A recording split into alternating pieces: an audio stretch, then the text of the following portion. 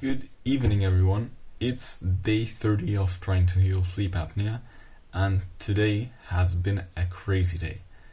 It's just like mind-blowing what has happened because I've been like trying to improve my condition, my sleep apnea, for around 1 year now, and I actually have never gotten like full official proof that I have sleep apnea. I only have had people watching me during the sleep noticing that I have apneas, so it's not like clinically proven. And what I did today is I decided to go to a lung specialist, someone who specializes on your lung and everything breathing related, to get my sleep checked up.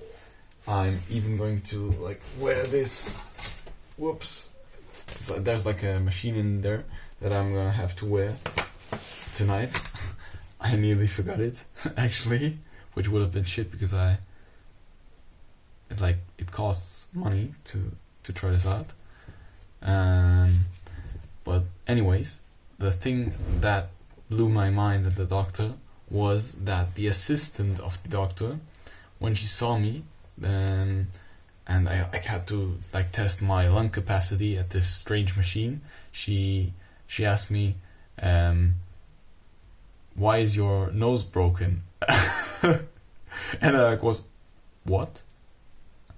And then I realized that around 5 years ago I was playing basketball with my friends, and I got hit by the basketball on the nose, and it like hurt for some days, and it kind of swelled up, and a couple of weeks after that I got this like hump, and I thought it was just a normal dorsal hump like many like people get when they get into puberty. But the assistant at the doctor's office told me that my dorsal hump, doesn't look like a normal dorsal hump, but more like a broken nose.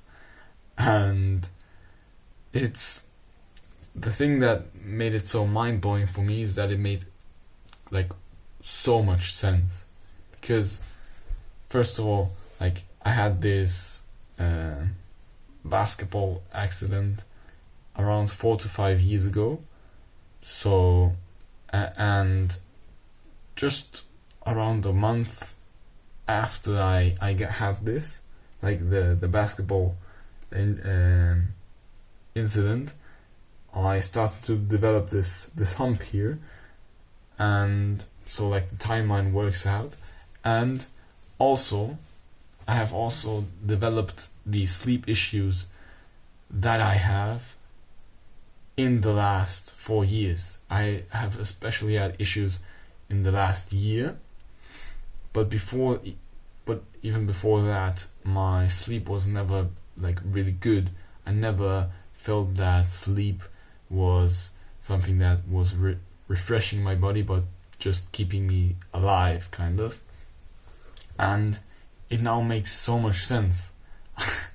Like, it could genuinely be that I have had a broken nose. Like you can probably see that it's like this hump here, like it goes up and it goes down here, because I broke my nose 5 years ago.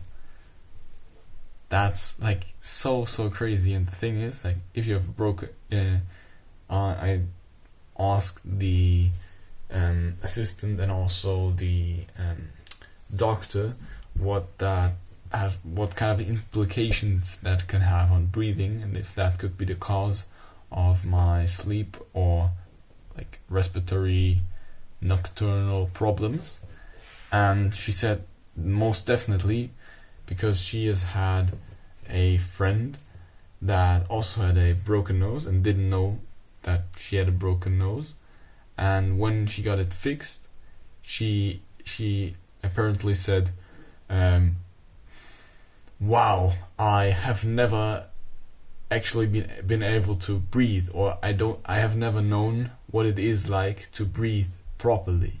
So that like really stuck with me. It makes a lot of sense, because when you break your nose, which I probably have, now that I think about this, then your nasal pathways and your sinuses are they can be kind of like bulged in, so you have way less space for the air to flow in, and that can cause sleep apnea and respiratory problems, which I all have, and it completely falls into the picture. I'm like so surprised. Well, I'm not really surprised, but I'm happy that I like found this missing piece of the puzzle, because I kind of have thought about the basketball incident before, but I didn't give it much. I forgot it again, and through the doctor, I really discovered how important this is. So I'm definitely gonna get this checked out. I'm gonna get like a what's it called, like a scan of my nose if there's any broken bones, and possibly like the only fix in this case would be surgery to realign the broken bones. And I believe like in this case surgery is definitely a good thing. I don't believe it's the best thing if you have recessed maxilla, like when your like entire facial bone, like here the maxilla is recessed and you get surgery to look better. I think then you're like involving in something that's not natural, and that wouldn't be good. But in this case it's not my maxilla that's recessed, but it's the bones that are broken and like have healed in the wrong places, and therefore that wouldn't change anything in my bone structure and would just put everything back to the natural state it would and should be in. So I believe that would be a great thing to do.